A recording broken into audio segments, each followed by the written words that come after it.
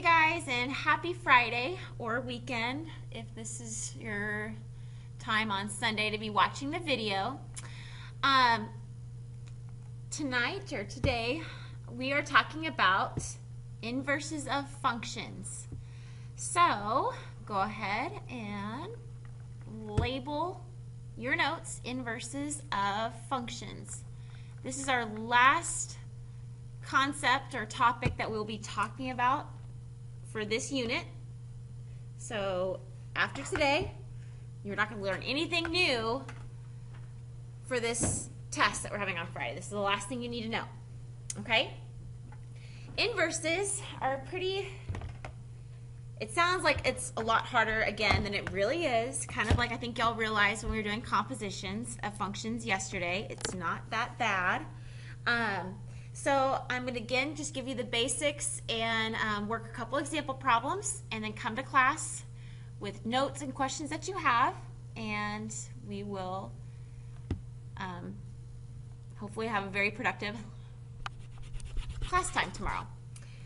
Okay, so let's first thing. You'll hear a lot about inverses of functions. You'll also hear people say 1, 2, 1, which is also written like 1, 2, 1. Okay? What 1 to 1 means, and I'm going to give you the definition, quote unquote, and then I'll basically tell you how you can tell if a function is 1 to 1 on a graph. Okay? It means for every, that's not every, for every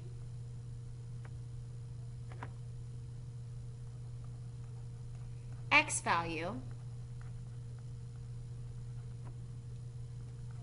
there is one y value.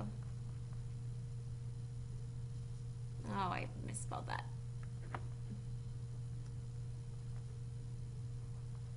Okay? And for every y value,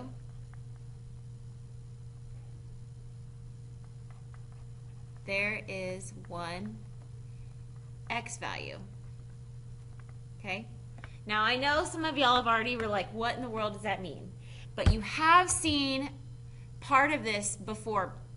Okay? You've seen for every x value there is one y value. Y'all talk about that in every algebra class, so algebra 1 and algebra 2 and in geometry. When talking about functions. Okay, so in order to be a function, you have to have one x value for one y value. Now for inverses, there's one more part that's added. It's for every y value, there is only one x value. Okay, now the way to tell on a graph is if it passes the vertical line test. Again, you are familiar with this test. You have to do that in algebra and algebra 2 to determine if a function is an actual function. Okay, so if it passes a vertical line test, and there's a new one, the horizontal line test, then it is 1 to 1. Okay? And 1 to 1, I don't think I said this earlier. 1 to 1 means that there is an inverse. Okay? Sorry, I don't think I mentioned that. All right, so let me show you what I mean. Okay? A good example is the, ooh, that's a bad graph, but just imagine. Okay? The y equals x cubed function. Okay? Which you know looks pretty much, you should have this memorized now, like that. Okay?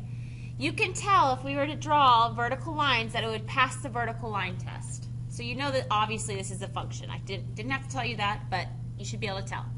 Now to tell if this is if this has an inverse, you do the horizontal line test. And it actually does pass the horizontal line test. So it is also, it also has an inverse. Okay? So this one passes both, and I like to shorten it VTL and HLT.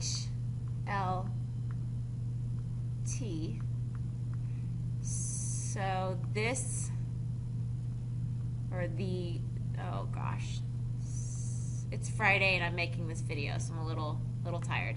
So it is 1 to 1. Okay?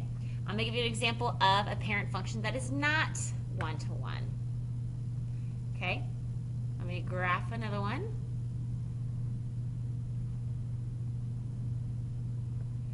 And I know y'all love this because remember we had quite a few discussions about this graph before.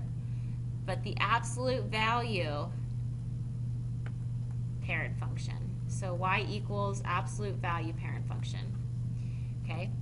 This graph passes the vertical line test, so it passes the VLT. Okay, so we know it's a function. You know that already. But fails the horizontal line test because when I do a horizontal line, it hits twice. Okay? So it is not 1 to 1. Okay? So now that you understand what exactly a horizontal, or I'm sorry, what exactly 1 to 1 means, and that 1 to 1 means that they're inverses, I'm gonna show you how you actually do that. Okay?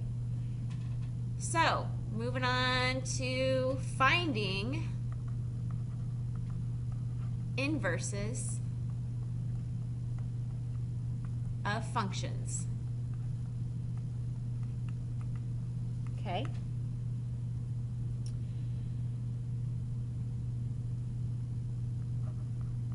So if I have f of x, and my function is 1 over x plus 2.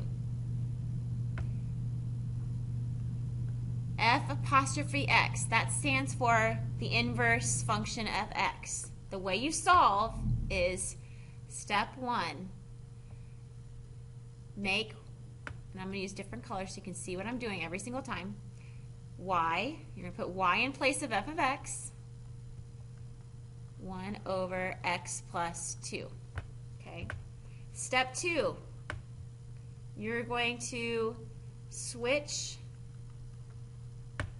x and y. So now we've got x here, so we have x equals 1 over y plus 2. Okay, so I did nothing different between 1 and 2 except I switched my x and my y. Step 3, oh, that's in blue, I want it in black. Step 3, solve for y. Okay, so if I have x equals 1 over x plus 2, I can basically cross multiply. Let's use, if I cross multiply here, and we know that x is like x over 1, and then you're going to divide, you'll get you'll get y plus 2 equals 1 over x. Okay, we're still solving for y, so if we're going to subtract by 2 on both sides, we get y equals 1 over x minus 2. And that is how you find the inverse of f of x. So if f of x equals 1 over x plus 2, the inverse of f of x is 1 over x minus 2. As you can tell, they look kind of similar to each other, and after you have some practice on Monday, you'll see that you can kind of tell how they look a lot alike. Okay? Something else that's pretty cool, if I had you graph these two functions, inverses, just put this as a side note because I just think it's a neat fact.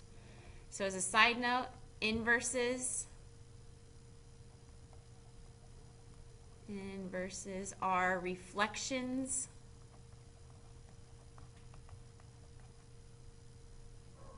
of the function over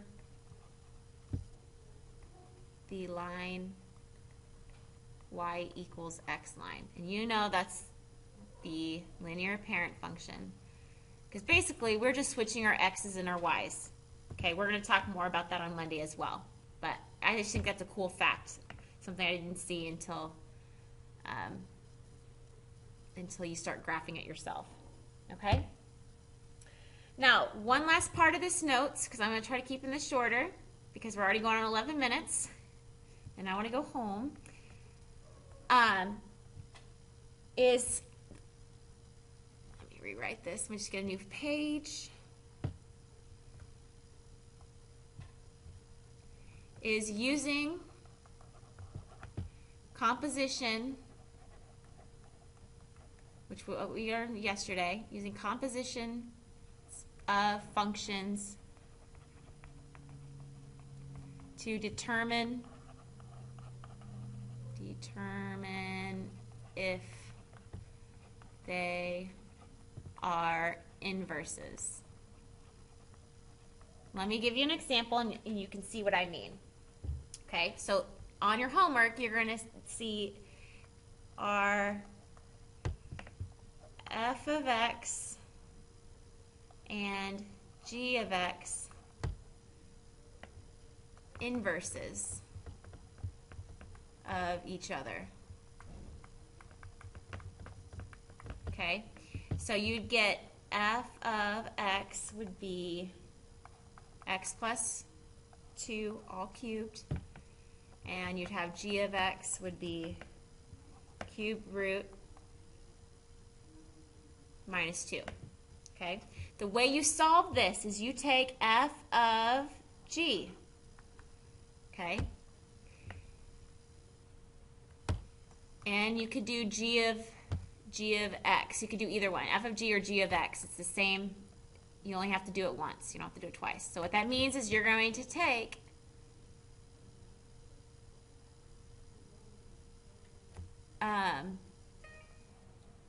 and actually I'm gonna do differently, and you'll see why in a minute. But I want us to do